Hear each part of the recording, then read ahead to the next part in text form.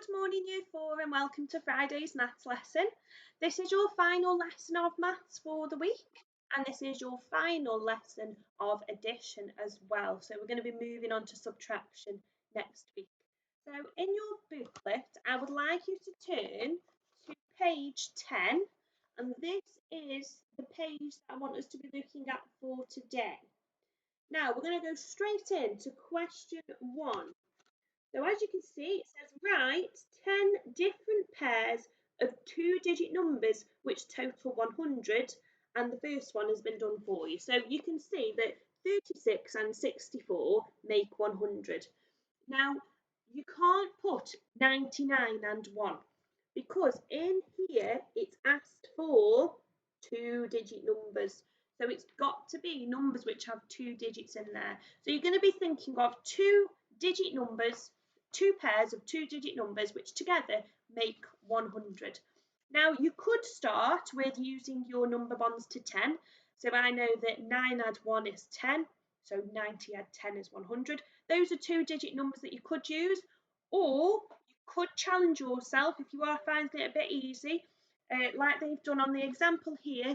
These are not common number bonds that we know. So you could choose a random number,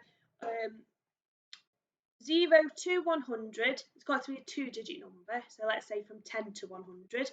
And you're going to find out what the remaining amount you need from that number to make 100. So the first one has been done for you. You can see that in the ones column, those are numbers that add to 10. So you've got 6 and 4. And then in the tens column, you've got the 60 and the 30. So the ones column do need to add up to 10. Okay, so you're going to complete section 1, and then we're going to talk through the next part for the section 2 of learning today.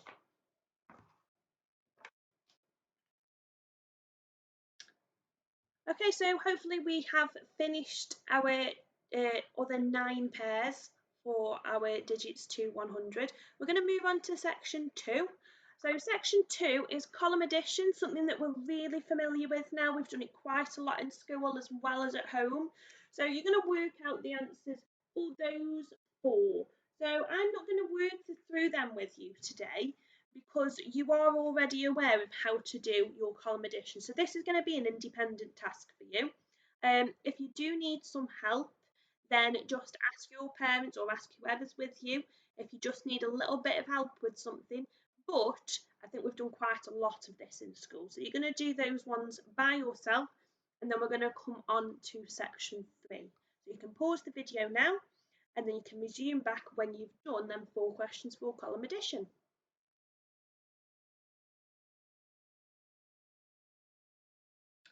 Okay, so hopefully we are ready to begin our third section of the learning for today.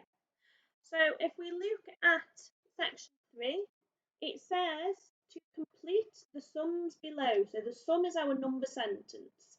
Now some of these are going to be quite easy and you could just count on in your head. So for A, 117 add 4, you could do that in your head. You could even start with 17 add 4, and then the answer would need you to add on that 100 at the beginning. Now if we have a look at some of the others, they do get harder as they go along. So if we look at C, 117 add 400. I'm going to show you this one on a whiteboard. Okay, so I've got my hundreds column, tens, my ones. This is my place value chart that we've been using. And C is 117, and it wants you to add 400. Now you could do column addition if you wanted to, but it's going to be quicker doing it this way. So we've got our hundreds column and we need to add on another 4 onto here. So what's 4 add 1? We know that's 5. I'm not going to be changing my tens and my ones because it's only asking me to add on 400. So I was only looking at the hundreds column. So I'm going to keep that the same. I'm going to keep that the same. This was much quicker than doing our column addition. So we know 117, add the 400, we looped in the hundreds column, we added on 4 more hundreds to that one that we've got existing, which created 500, and we kept the tens and the ones the same. So that was our total answer. Now, if we come on to some of the last questions on section 3, they are different. So, can you see on D and E, you've got missing numbers that you need to fill. Now, to do this, you could use the counting on method if you like, or you could use the inverse method. So if we were going to count on, we've got 117.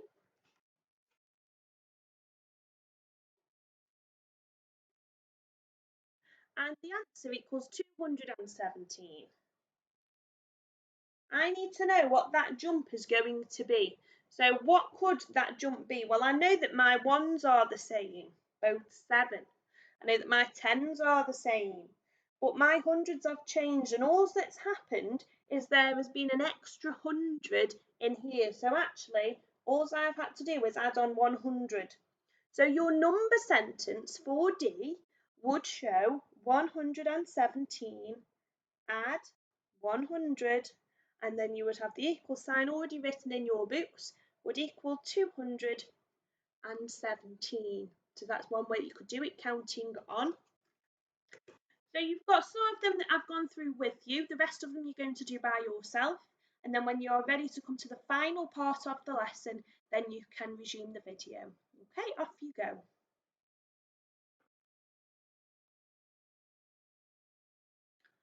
Right, so hopefully we have all worked through section 1, 2 and 3 in the work booklets, and we are ready to do the final section, which is section 4. Now the section 4, it can be quite confusing, these addition tables, but once you've got the hang of it, they are okay. Now you might need a spare piece of paper for this, just to do your working out on, because it doesn't give you much room around it. So you can see you've got 2 of the addition tables. Now some of the answers have been done for you, so I'm just going to show you how they've worked that out. If we look at 184, that's an answer. So all of the numbers that you're going to write in the white area are all answers, and if you have a look at the grey area, those are the numbers that you are adding together. For 184, it was this column, so it was 86, and this row, which was 98. So it was 98 and 86, which gave the number 184. So for example, the box above 184, it would be 86, but then it would be add 75. So you would add them two together. You could do that on some spare paper or a whiteboard. So for example, that box there, 86 add 75. So I've got 86, add 75, 6 add 5 is 11, 8 add 7 is 15, add the 1 is 16. And then you would put the answer in the box where it should go. It's just working out which numbers you are adding together. So for example, if we looked at this box here, this is a blank box there, you're going to add 138, and then you're also going to add it with 101, and the answer to that goes in that white box there. So you've got 2 of them tables. Feel free to please do use your whiteboards and do use some paper just to do working out with, because it doesn't give you any room around there. And then you can, you've got 6 per question to do. So this one might take you a while, but once it's done, you can then see how it all comes together. So good luck everybody. Please do send in your work to the Year 4 email address, and one of our Year 4 teams will be back with you with some feedback. Good luck everybody. Thank you for watching.